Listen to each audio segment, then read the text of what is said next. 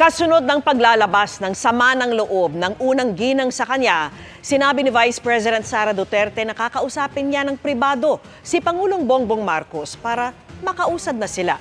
Nakatutok si Tina Panganiban Perez.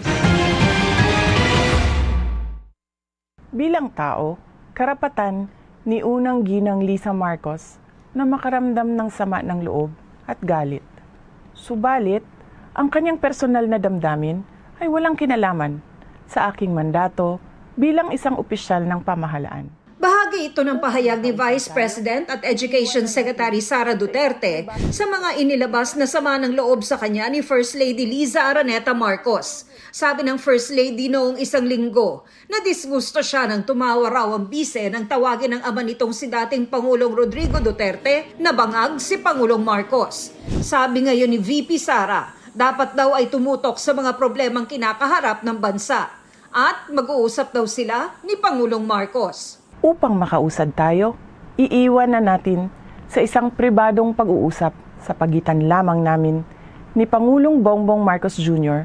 ang mga susunod na hakbang.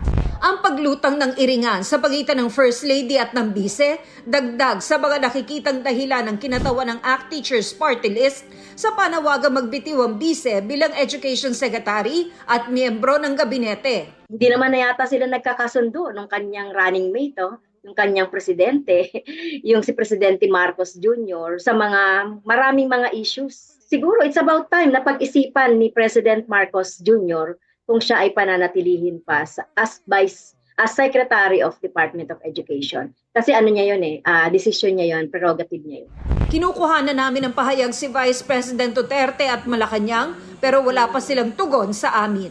Para sa GMA Integrated News, Tina Panganiban Perez, nakatutok, 24 oras.